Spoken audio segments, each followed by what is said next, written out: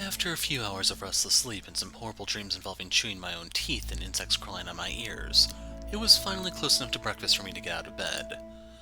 The day held nothing but anxiety for me now. Today was the last day before the deletion game actually took place. For all I knew, I could be the one fated to die tomorrow. I walked down the corridors of the ship, gazing at the stars through the windows as I made my way to the dining hall, checking the map on my personal tablet every now and then to ensure I was on the right path.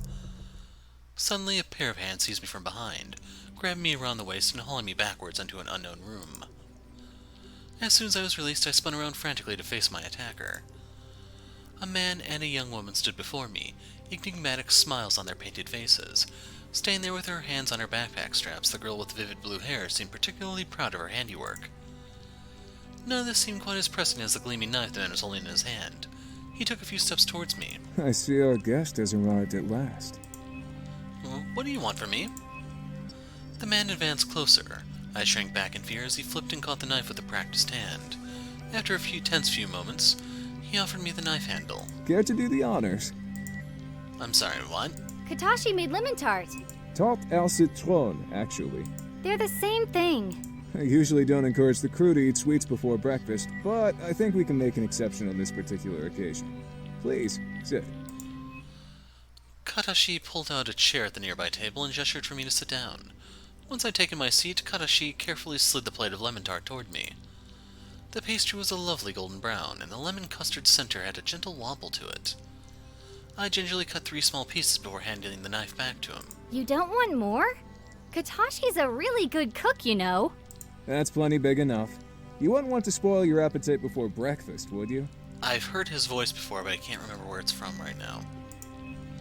Katashi quickly plated the pieces and handed out forks with an air of an accomplished chef. Fork in hand, Shizuka began to scarf hers down with great enthusiasm. I thought that something sweet might help soften the blow of our little kidnapping here. It certainly helps. I'm Hiro, by the way. The name's Katashi Ikari. I'm the Everett's agricultural engineer. Hello, my name's Shizuka. I'm sorry? The young woman had her mouth full of lemon tart and seemed preoccupied with trying to steal Katashi's portion off his plate while he was distracted. Katashi deflected Shizuka's sneak attack without missing a beat. This hot mess is Shizuka Himura, the linguistics officer, but she also handles navigation duties from time to time. We understand that you've been forced to participate in this round of the deletion game, so we wanted to propose an alliance of sorts. We want to win this game, but to do that, we need allies. I'm well aware of that, but what makes you think that our numbers are compatible? That's easy. I already know your number is 5. How did you know? Lucky guess. What, so you really didn't know?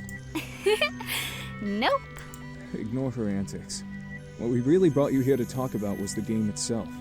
Everyone's so preoccupied with finding a partner that no one's really looking at the bigger picture here. There's a better way to determine the loser. As a group. What do you have in mind? There's 10 cards, right? If we all came out and told each other our numbers, we could directly influence the results. 1 would pair up with 9, 2 with 8, 3 with 7, and 4 with 6.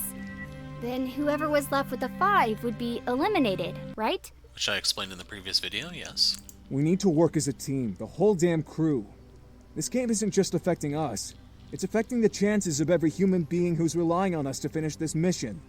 Shizuka and I think our best option is to vote as a group on who we think contributes the least to the overall mission. The person chosen for elimination would be expected to voluntarily trade their card with another player, finishing the round with a 5. With everything out in the open, there'd be no need to backstab each other. But the person with the 5 card would still die. Maybe so, but I've already tried working the numbers from every angle. There are no loopholes, no cheats that would allow us to all move on. Trust me, I've looked. The best we can do now is decide as a crew who should be sacrificed. I hate what this game has turned us into. We all used to be such good friends. We're going to propose our idea at breakfast this morning, and the more supporters we can get, the better. We know that the captain is willing to support us. Now it's just a matter of convincing everybody else. You don't need to give us your answer now. Just think it over. I will. Worst case scenario, if we can't get the crew to agree with us, then we'll team up with you. Katashi has 2 and I have 3. Sounds familiar, right? Oh, I see. But Beatrix and Nikolas had told me they had 2 and 3 as well. Someone was lying here, and I didn't have a lot of time to figure out who. Alright then. We should start heading over to the dining hall before anyone notices our absence and begins to get suspicious. I followed behind Katashi and Shizuka in a daze. As we made our way to the dining hall, I still wasn't sure what I was going to do. Once again, I found myself lost in thought. On the one hand, Nikolas and Beatrix had told me they had a combined total of 5. If they were telling the truth, I'd be safe if I teamed up with them. On the other hand, Shizuka and Katashi claimed they can make 5 using the exact same numbers, throwing doubt on both parties' proposals. And what about the captain's assertion that the Vogels weren't trustworthy? She'd known them much longer than I had. Then again, she might be lying too. If I supported Katashi and Shizuka's idea to vote on who should be deleted, then there was a chance that they would vote against me, declaring me the least useful crew member. I had only just gotten here and they'd been fine for 2 decades without me. There was no way they'd consider me essential personnel. If we voted as a group, however, I could at least make a case for why I shouldn't be killed. I was young, smart, and if given enough time, maybe they'd let me stay and prove myself. It would certainly be a lot fairer than leaving it chance or skill at some stupid party game. I jerked at the unexpected sensation of a hand on my shoulder. We're here. I'd been staring at the floor rooted to the spot in front of the dining hall. Right, thanks. Katashi, Shizuka, and I made our way inside. Everyone was already helping themselves to a buffet of muesli? I don't know what that is. Fresh fruit and porridge. I grabbed a bowl of banana and that stuff with some chilled milk and sat down on one of the empty seats next to Sora. Good morning. Sleep well. Fine, thanks. I wasn't really in the mood for pleasantries, so I returned to my whatever. Sora seemed content to leave it to me to my thoughts. So you know what, if they want to keep saying this damn word, I'm gonna Google it. Sorry that it's gonna wreck your immersion, but this is ridiculous. Cold oatmeal dish based on rolled oats and ingredients like grains, nuts, seeds, and fresh or dried fruits. So I don't know why they didn't just say like oatmeal or something. I don't know. By and by, the table was filled with empty bowls and fruit peels. Amid the idle breakfast chatter, the captain rose to her feet at the head of the table to address the group. A sudden hush fell over the room as all eyes turned towards her. No doubt many of you are anxious. There's little I can do to put those feelings at ease. All I ask is that you treat each other with respect. As fellow crew members of the Everett, we are the best humanity has to offer. And as such, we must hold ourselves to higher standards. The deletion game is brutish, but that doesn't mean that we have to be. Fight fairly, play honorably, and have faith that we will overcome these trials. Captain, may I speak freely? Please. As the captain said, we are the Everett's crew. We must remember that we have a greater purpose here. To find a new home for humankind. We have a duty to the human race to see our mission through. And to do that, we need to make sure we have the crew that is best qualified for the job. Shizuka has created a strategy that allows us to vote on the loser of the game. It's pretty simple, really. First, we discuss and vote on who should be eliminated. Then that person must swap cards with number 5. Hopefully I don't need to explain all the flaws to this, because I think it's fairly obvious. Everyone else would then pair up with their corresponding numbers to make 10.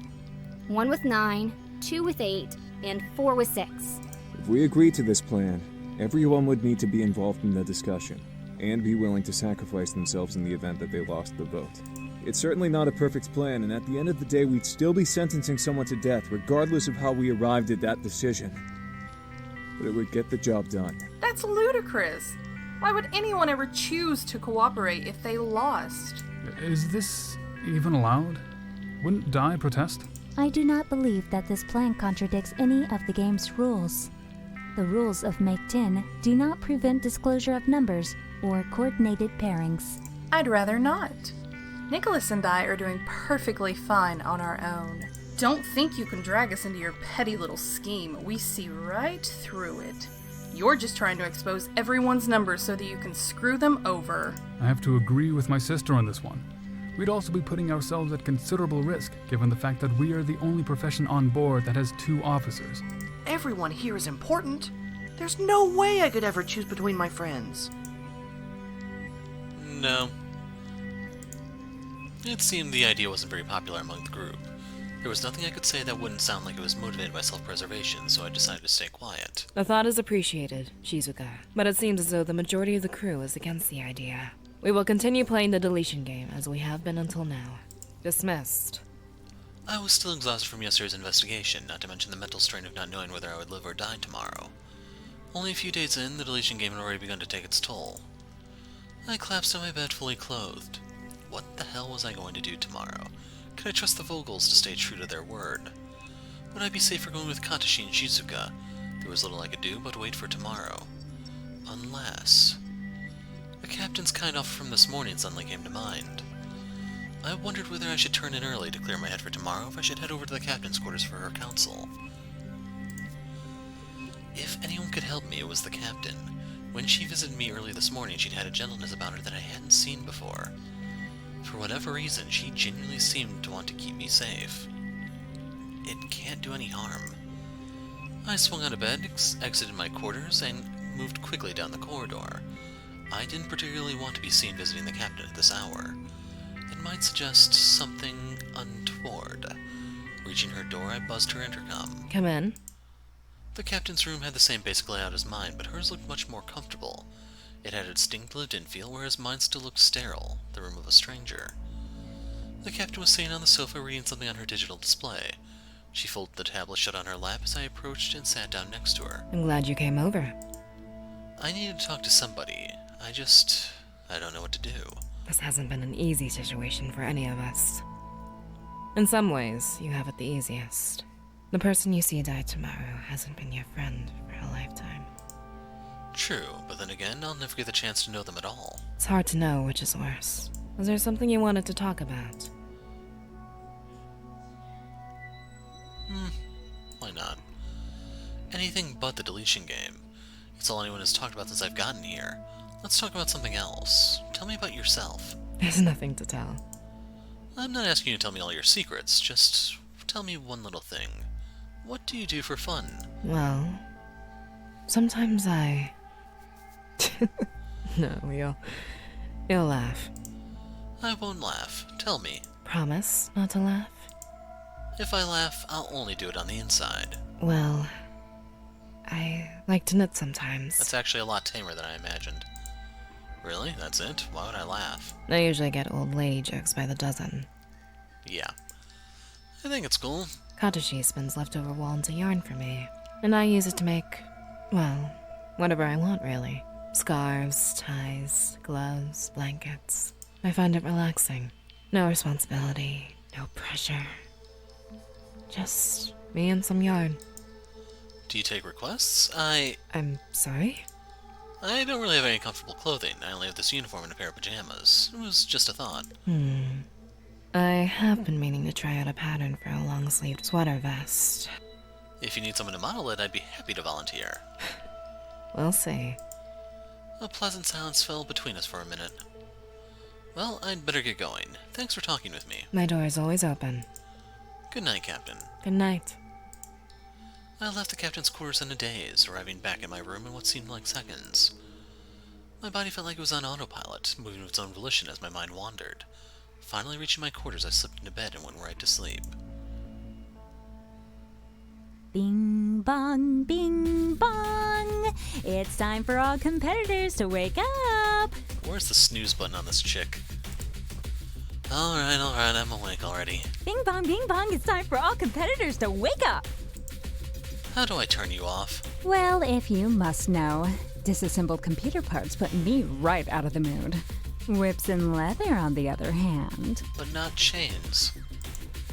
That's not what I meant, and you know it, Di. How do I turn the alarm off? The magic word is banana. Banana. Command accepted. Alarm shutting off. Di did a poor impression of a robot, bending her arms, moving them up and down in a stilted fashion. Her impression was emphatically concluded by her impression of shutting down, complete with a crooked neck and her left arm swaying at the elbow. It looked like an old-fashioned dance move my father would have pulled off. That is to say, it was a poor show. Are you done? Good morning. Uh-huh. Well, it's that time again, folks. Fighting for your life has never been so much fun. Come join us in the dining hall. The second round of the deletion game is about to begin. I'll be there in a moment. Now, please leave me alone. You're pretty grumpy in the morning, you know that? Has anyone ever told you that you're not much of a morning person? Just everybody. Dai huffed audibly and then zapped out of the room. I quickly made my way to the dining hall only to find that everyone else had already assembled. Here's the slowpoke. You sure took your sweet time, didn't ya? Now that everyone's here, let the fun begin. At Dai's exclamation, the surface of the dining table was overlaid with 4 holographic terminals, one on each side of the table. We all gathered close to a nearby terminal to have a look. The one before me had 2 distinct areas. On the left was a blank card. The right side of the terminal was dominated by the outline of a hand. From this point onwards, transactions will take place in the dining hall. Parties involved in a transaction must be declared to me before entering the room, and only those involved in the transaction may enter this room.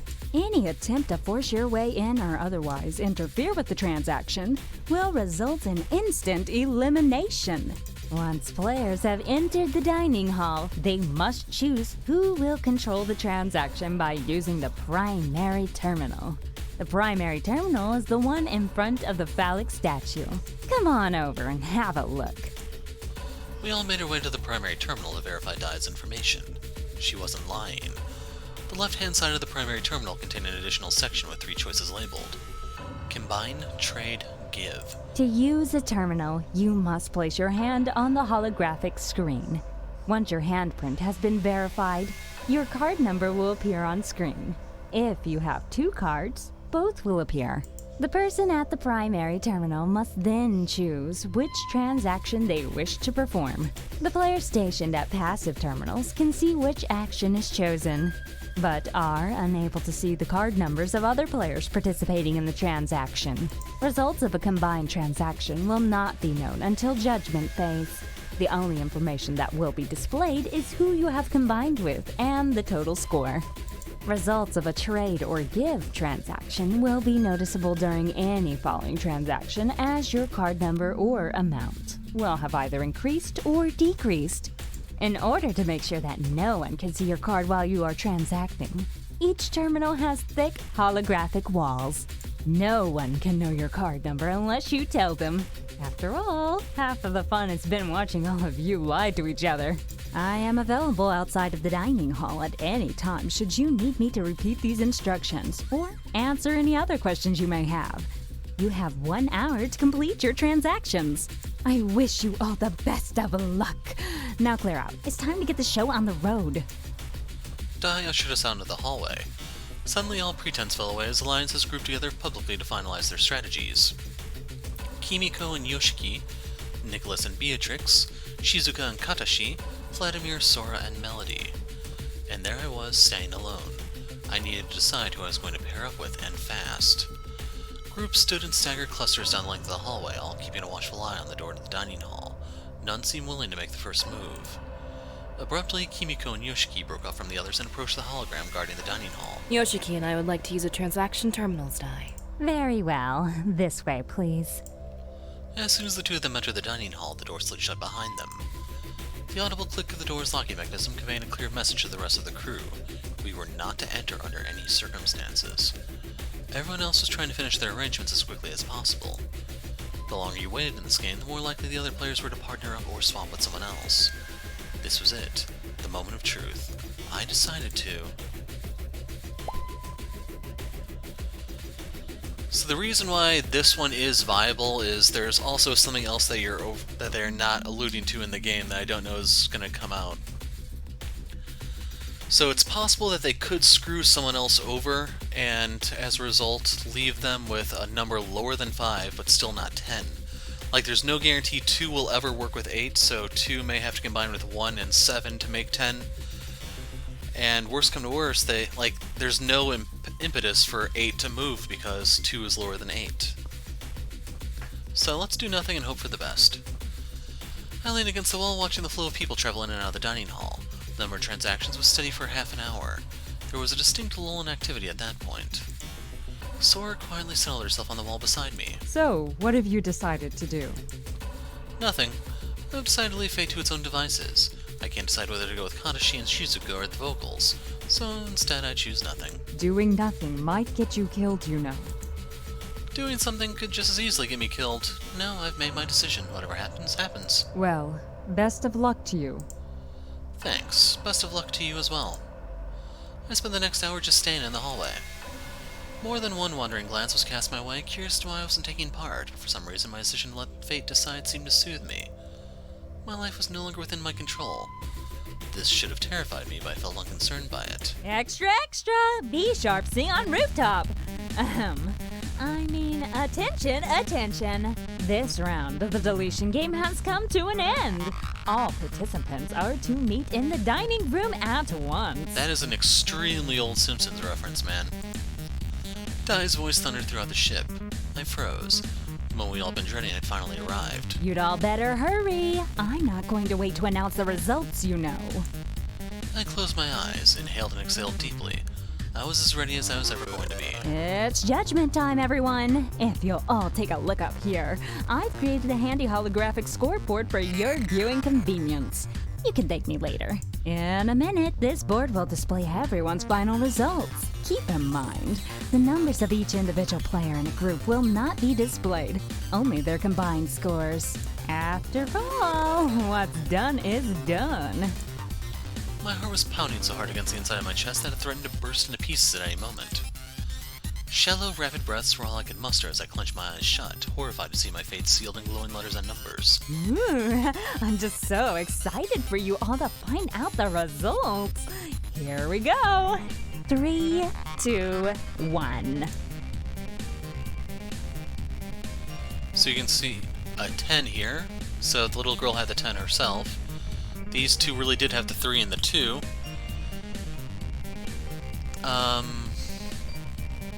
Beatrix and Nikolas, that's their names. I seriously did just draw a blank there. They had 13, she had 12, this is supposed to be me with 5, even though it looks nothing like me. And then she had to bite the bullet with her 0. So in case you're wondering what happened, they had the 4 and the 8, it looks like, or the 7 and the 5. I would say 4 and 8 because I think these two had 6 and 7. I mean, 1 and 9 were over here. So she gave her card to her husband, sacrificing herself, because he had the 4, she had the 8, most likely. Otherwise, they literally didn't need to do anything, they would have been fine.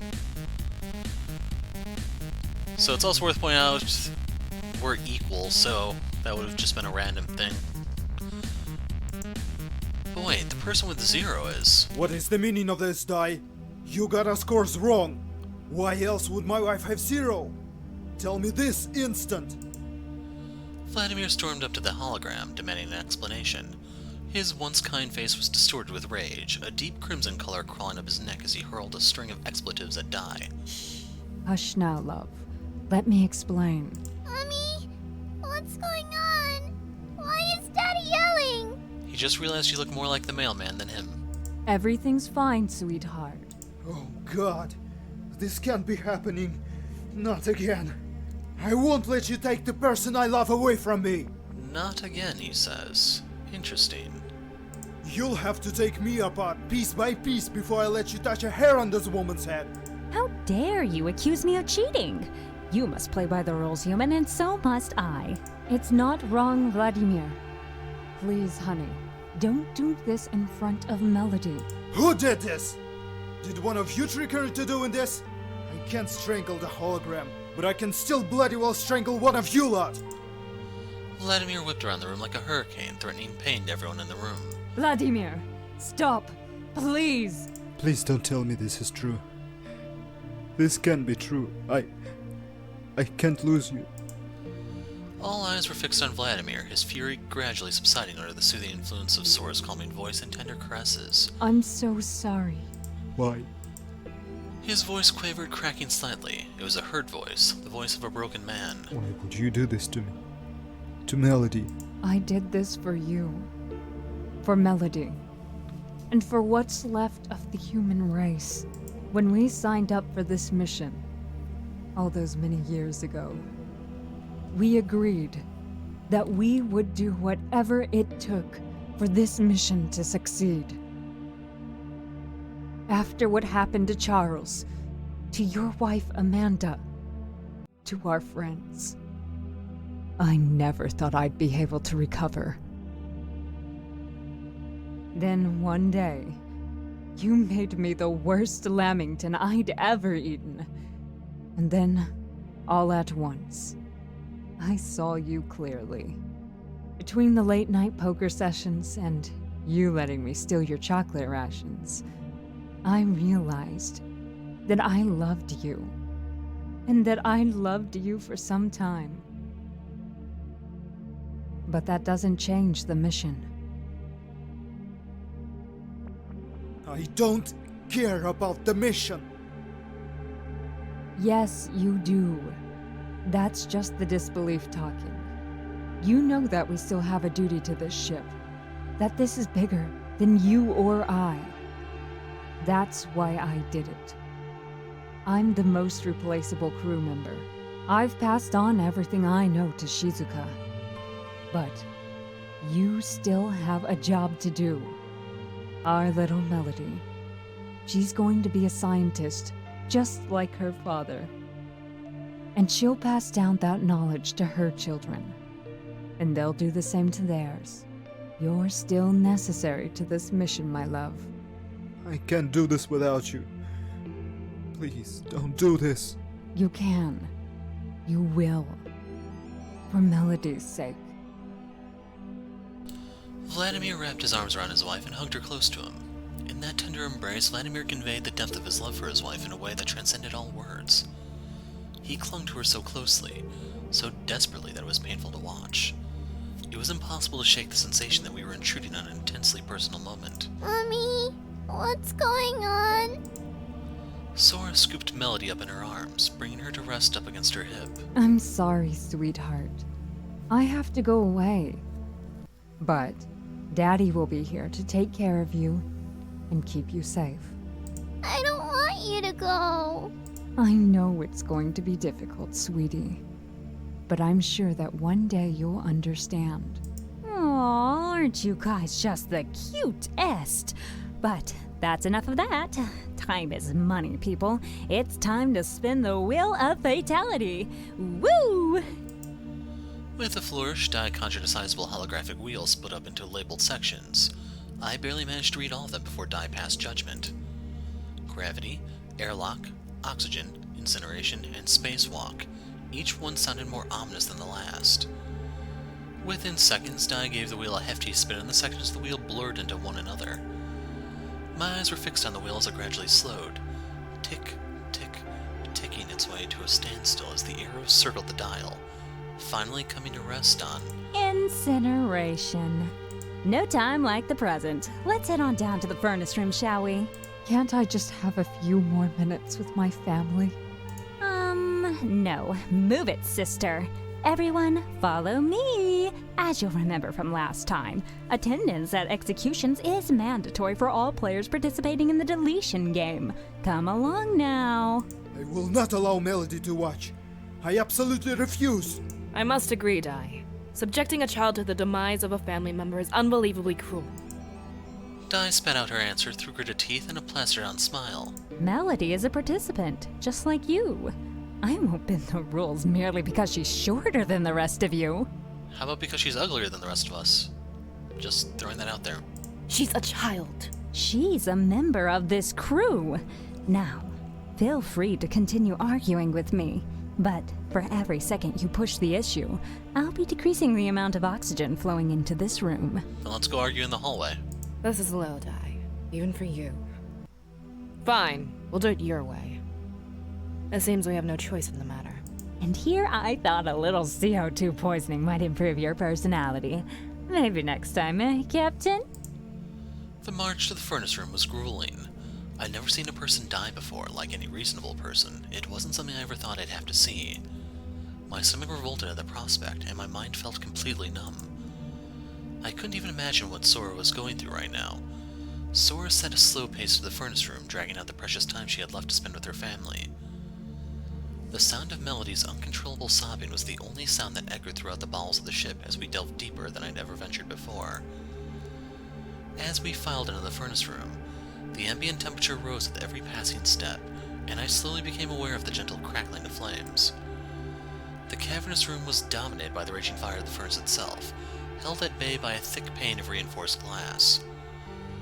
As the last of our group crossed the threshold, the door shut behind us with a resounding thud. Even on this side of the glass, the heat radiating out from the furnace was overwhelming. Although there was a maintenance access panel located on the chute emerging from the top of the furnace, this occasion clearly warranted the use of the hinged door cut into the glass. Here we are. Sora, for losing round 2 of the deletion game, you've been sentenced to death by incineration. I must insist that you enter the furnace immediately. No one goes out until she goes in and gets a little singed. Company, fall in. Everyone except Melody and Vladimir immediately formed a regimented line and raised their hands in the salute position. I tried to mimic their actions as best I could. Navigation Officer Sora Carmine. You have served honorably aboard the Everett, and your many contributions to this mission have been indispensable. Your love and compassion for your fellow crew members have made this ship a better place to live. You will be greatly missed. Company, salute! The entire line saluted in unison. Sora's smile was incredibly bittersweet. She stood up straight and meaningfully locked eyes with each of us before returning a salute of her own. It's been a privilege being able to serve alongside such fine men and women. Godspeed, friends. Sora, You don't have to say a word. I already know. Sora and Vladimir shared a deep, lingering kiss. Goodbye, my love. In you go, Sora. Clock's a-ticking. Quick, turn off the oxygen in this room. Sora crouched down face to face with Melody, who was clutching her father's lab coat tight in her fist. Melody's face was lined with tears, which continued to flow freely. Now, Melody, I need you to do something for me, sweetheart. When I step in there, I need you to close your eyes and not open them, no matter what. Do you understand? Don't open your eyes, sweetie. Okay. Listen to your father. Be a good girl. Love without measure. I love you, Melody. You're the light of my life. And I hope that one day you'll understand and be able to forgive me. Always remember that I love you. Always. Sora hugged her daughter one final time, kissed her on the head, forced a smile, and stood up. I'm ready, Dai. About time. I could feel the searing heat on my skin as Sora opened the door to the furnace and stepped inside, shutting the door behind her. Mommy, don't! So, this is a bit of a spoiler for the thumbnail, but there you go. Melody rushed towards the glass, banging her hands against it in desperation, as if it had only just struck her what was about to happen. The blaze looked at Sora's ankles as she bent down and smiled comfortingly. It's okay, sweetie. Everything will be fine. Close your eyes, honey. Come back! Melody stood dejected. Tears cascaded down her cheeks, and onto the floor she stood watching her mother numbly. The tongues of flame had begun to blacken the navigation officer's uniform, causing violent blistering welts to break out on her exposed skin. Close your eyes. Melody, close your eyes. Vladimir, make her close her eyes. Please. Vladimir bent down and forced Melody to turn away from her mother's burning visage. Smoke poured off of Sora's scorching body. Animalistic howls racked her body as she shrieked, unable to bear the pain any longer. Melody, honey, look at Daddy. It's okay, honey. The last thing I saw was Vladimir pulling Melody into a hug, holding her head so that she couldn't turn to look at her mother, whose charred skin was starting to slough off from the muscle underneath. I clamped my eyes shut, sickened at the sight of her gruesome death. Even with my eyes shut, my imagination ran riot as a visceral thump reverberated throughout the room. The putrid smell of burning human hair and flesh pushed me over the edge, causing me to gag. Cold air whooshed in behind me as the doors finally opened. I opened my eyes and scrambled towards the exit as fast as my legs could carry me. We all spread out in the corridor, eager to get some breathing room after the horrific execution we just witnessed. Beatrix and Nikolas held each other for emotional support. Shizuka knelt nearby, her body racked by irregular spasms, holding down the contents of her stomach through sheer force of will. poor Vladimir. Even though his face remained drawn and his eyes were bright red from crying, he was still doing his best to hold it together for Melody. No matter how hard Vladimir tried to comfort Melody, however, she remained inconsolable, screaming and thrashing in his arms in futile protest against her mother's cruel fate. One by one, we left the two of them alone, unable to endure the sight of their anguish any longer. As we left the area, a voice taunted us through the intercom. The next round of the deletion game begins in 24 hours. Sweet dreams, everyone!